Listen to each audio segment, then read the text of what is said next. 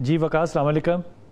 وعلیکم السلام حضرت، کیسے ہیں آپ؟ جی اللہ کا شکر بیٹا، حکم۔ حضرت میرے دو کوشچنز ہیں اپنے حوالے سے۔ آپ کہاں سے بات کر رہے ہیں وقاص؟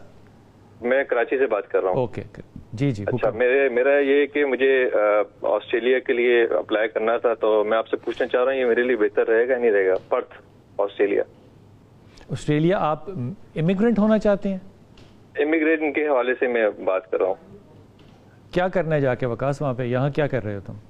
یہاں پہ میں بھی ٹیکسٹائل کمپنی میں کام کر رہا ہوں، اکاؤنٹس میں، ٹھیک ہے۔ اور دوسرا میرا یہ مسئلہ ہے جا کے کرنا کیا ہے؟ آسٹریلیا کیوں جانا چاہتے ہو تم؟ سر یہاں پہ حالات ہی اس قدر خراب ہوتے جا رہے ہیں، انفلیشن کا ریٹ اوپر جا رہا ہے، اور مطلب سروائیول موڈ پہ انسان کیسے سروائیو کرے گا یہاں پہ نہ جان کی حفاظت ہے، نہ مال کی حفاظت ہے، نہ عزت کی حفاظت ہے۔ صحیح کہہ رہے ہو۔ تو اس کنٹری میں بندہ کیا سروائیو کرے گا اور کیا فیوچر لے کے یہاں پہ بیٹھے گا؟ تو وہی پیرنٹس کی بڑی وش ہوتی ہے کہ اپنی اولاد کو آگے بڑھائے، آگے مطلب کہ اپلائی کرے، کہ آگے کیریئر بنائے، کیریئر گروتھ کرے۔ یہاں پہ بچہ جاب کے لیے نکلتا ہے، اس کو ماں باپ کو 10 ٹینشن لگی ہوتی ہے کہ ایکسیڈنٹ ہو جائے، کوئی مار کے چلا جائے، کوئی سنیچنگ کر کے چلا جائے۔ تو اس حوالے سے میں پوچھنا چاہ رہا تھا کہ اگر میں اپلائی کروں، اتنا بڑا رسک لوں تو میرے لیے بہتر رہے گا یا نہیں رہے گا؟ کیونکہ بڑا فائنانس چاہیے ہوگا اس کے لیے۔ فائنانس کیوں چاہیے ہوگا؟ مطلب امیگریشن کے لیے، مطلب کہ یا اسٹڈی کے لیے، میں دونوں آپشن میں سے کوئی بھی دیکھوں گا۔ نہیں، اگر آپ اسٹڈی کے لیے نہیں کرتے اور پی آر کے لیے کرتے ہو اور آپ کے نمبر پورے ہوتے ہیں تو اس میں فائنانس کیوں چاہیے ہوگا؟ پی آر کے لیے اصل میں کیس بہت لانگ ہو رہے ہیں ابھی، مطلب رش بڑھ چکا ہے اور بہت لیٹ ہو رہے ہیں، مطلب وہ سال ڈیڑھ سال لگ رہے ہیں لوگوں کو، اور اس کے بعد بھی ریجیکشن بھی آ رہی ہے کافی زیادہ۔ تو دوسرا آپشن ہے کہ اسٹڈی پہ اگر اپلائی کر لوں ماسٹرز کے لیے۔ کس چیز میں ماسٹرز؟ میں ایم بی اے وغیرہ۔ تو یہ بہتر رہے گا۔ اور دوسری بات یہ کہ میرے جو ہے نا مسئلے مسائل بہت ہیں، پرابلمز بہت ہوتی ہیں، جس کام میں ہاتھ ڈالتا ہوں اس میں پرابلم شروع ہو جاتی ہے۔ تو تم نہ ڈالا کرو ہاتھ۔ سر تو کیا کریں، سروائیو کرنے کے لیے، آگے بڑھنے کے لیے کچھ نہ کچھ تو کرنا پڑتا ہے۔ اچھا یہ بتاؤ کس کام کے اندر رکاوٹ ہوتی ہے وہ بتاؤ۔ سر ہر کام، مطلب میں کیریئر کے حوالے سے بات کروں، کہیں اپلائی کروں یا کسی کو بولوں کہ سی وی دوں یا کہیں کچھ بھی کروں میں، اس میں رکاوٹ شروع ہو جاتی ہے۔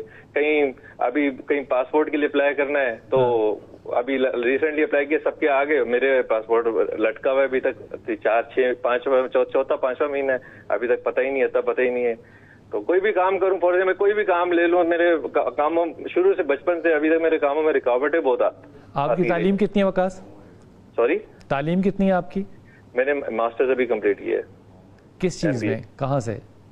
محمد علی جناح سے۔ محمد علی یونیورسٹی سے۔ اوکے، پہلی بات تو یہ کہ آپ آگے اگر آسٹریلیا جانا چاہتے ہو یا کینیڈا جانا چاہتے ہو، ان دونوں میں سے کہیں جانا، تو آپ ماسٹر ایجوکیشن کے لیے جانا، اور جب ایجوکیشن آپ پوری کر لو تو آپ اپنے سٹیٹس کو چینج کرنا اور لیگل رہنا، اللیگل اپنے آپ کو مت کرنا، وہ بڑی مشکلات ہوں گی۔ اور اس سلسلے میں آپ نے سورہ اخلاص جو ہے وہ پڑھتے رہنا ہے، اور سورہ اخلاص میں کوئی بھی دن آپ کا ناغہ نہ ہو، کم از کم 3 تسبیحیں آپ نے سورہ اخلاص کی روز ضرور پڑھنی ہے۔ اپلائی کرو، اللہ کامیابی ضرور دے گا انشاءاللہ تعالی۔ حضور اقدس، وظیفہ اگر کوئی بچہ باہر جانا چاہے اور اس کو لگتا ہے ایسا کہ ہر چیز میں اس کی کوئی نہ کوئی رکاوٹ آ جاتی ہے تو کیا کرے؟ دیکھیں، جیسے ابھی آپ نے بتایا سورہ اخلاص پڑھنی چاہیے، یقیناً اس کے اندر بہت ساری برکات ہیں۔ ایک تو انہیں یہ پڑھنی چاہیے سورہ اخلاص، اور اگر اس کو ایک تعداد کے مقدار کے یعنی 313 بار اگر یہ پڑھ لیں تو اس میں اسباب بہت جلد بن جاتے ہیں۔ اور دوسرا یہ ہے کہ سورۃ توبہ کی جو آخری 2 آیات ہیں، سورۃ توبہ کی آخری 2 آیات، لَقَدْ جَاءَكُمْ رَسُولٌ مِّنْ أَنفُسِكُمْ، یہاں سے لے کر آخری 2 آیات، ان آخری 2 آیات کو وہ روزانہ جو ہے 41 بار پڑھیں، دونوں آیات کو، اور اول آخر درود شریف ضرور پڑھنا ہے، جو نماز میں ہم پڑھتے ہیں درود ابراہیمی، اس کو 3 بار اول پڑھ لیں، 3 بار آخر پڑھ لیں، اور 41 بار ان 2 آیتوں کو، لَقَدْ جَاءَكُمْ سے لے کر سورت کے آخر تک یہ 2 آیتیں ہیں، ان 2 آیتوں کو، سورۃ توبہ کی آخری 2 آیتوں کو پڑھیں۔ اور کام اس طرح رکے ہوتے ہیں جس طرح کہ اصل میں بات یہ ہے کہ قرآن پاک میں اللہ تعالیٰ نے خود یہ ارشاد فرمایا کہ یہ جو دنیا ہے اللہ نے اس کو اسباب کے ساتھ جوڑا ہے۔